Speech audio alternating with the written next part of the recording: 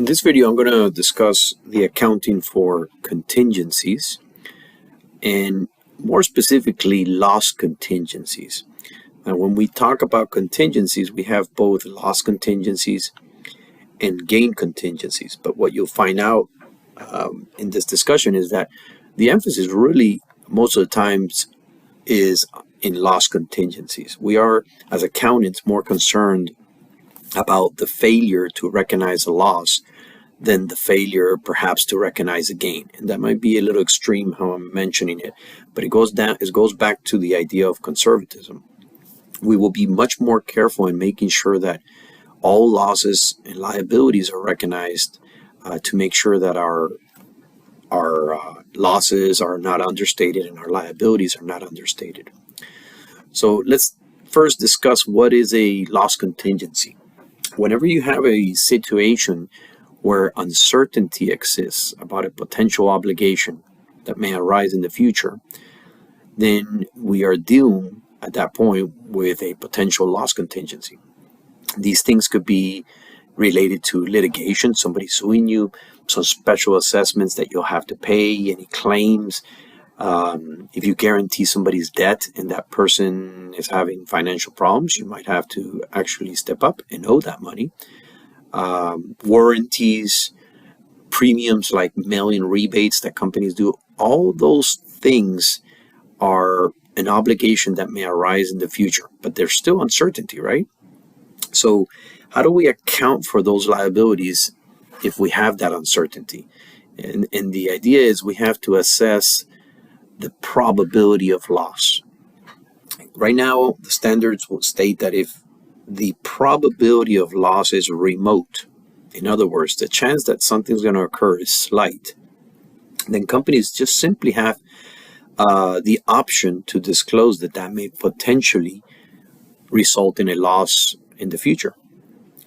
Now, at the other extreme is if the probability, if you assess that loss is probable, in other words, likely to occur, then that's the other extreme where you actually have to recognize a loss and a liability because it's probable if you can reasonably estimate it. So if you can reasonably estimate it ahead of time, then you will recognize that estimated loss and you would credit that liability amount.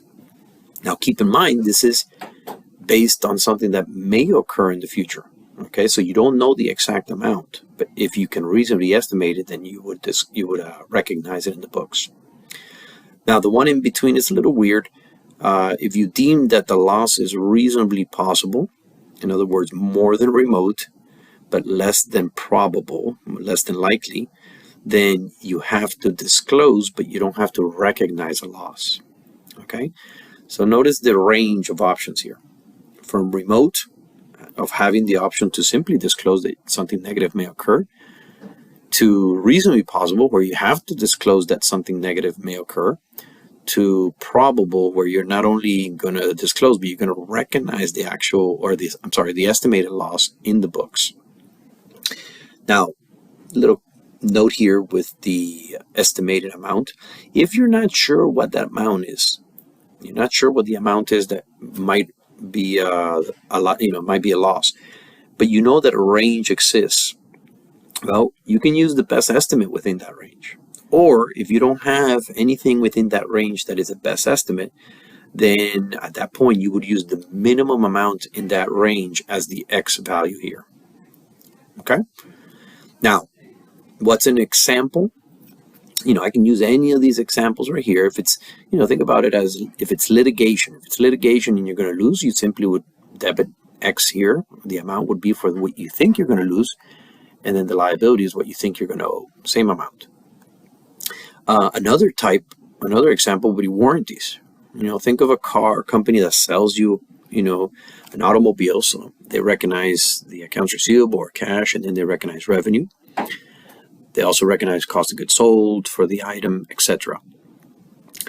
But at the same time, if that car comes with a warranty, an assurance type warranty, one that guarantees that the product is free of manufacturer defects and things of that nature, then that company has a contingent liability to record, a loss contingency, because it is probable that you're going to have to do some repairs along the way.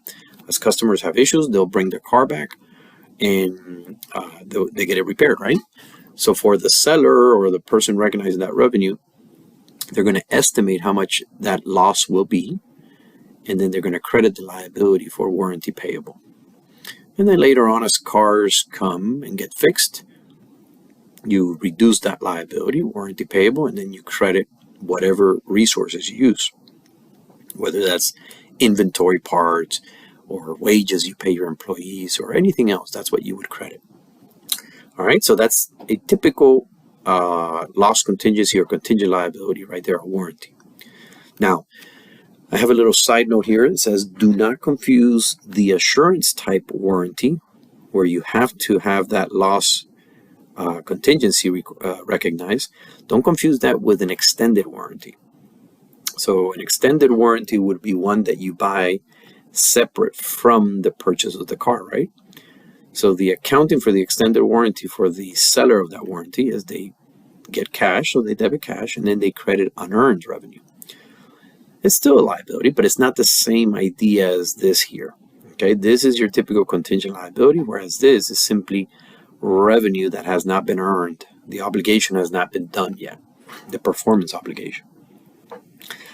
And then later on, as time passes, you debit unearned revenue and you credit revenue for the amounts that you've earned, right? If you have to do repairs, you have expenses, and then you credit whatever those resources are. But let's not focus on this. Let's focus here. This is the loss contingency that we're talking about. And it's all based on the fact that the assessment of that loss is probable and can be reasonably estimated. Car companies know more or less how much they will pay in repairs per car. All right, let's contrast this idea of the loss contingency or the contingent liability with a gain contingency. The gain contingency arises, again, because of uncertainty, but the outcome is potentially favorable to us as opposed to unfavorable here in the contingent liability. And as is traditional in many settings, the recognition for this gain contingency will not be done until you actually realize it. Okay, there's a very different threshold for recognition for a gain than the threshold of recognition of a loss. So here we're saying, if you have a gain contingency, don't put it in your books until you actually realize it, until it actually happens. So you debit that asset, whatever that may be, it could be cash, whatever, and then you recognize that gain. But don't do it before. Even if you think it's going to happen, okay, don't do it before. It's upon realization of that transaction. Whereas with the loss, look at this.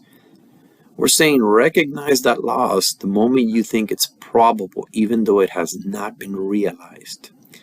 So much different threshold. And it boils down to conservatism, right? We're more likely to recognize a loss than we are a gain in the books, okay, with the different thresholds. And then there's some exceptions here, very few exceptions, but most companies will not recognize these contingent gains until they're actually realized. All right. So just to do a quick little recap here, your loss contingencies require the assessment of probability of loss. And depending on the probability of loss, you might have the option to just disclose, or you might be required to disclose in the notes to the financial statements, or at the highest level, you're going to have to recognize that estimated loss. All right, this concludes the video on loss contingencies and gain contingencies.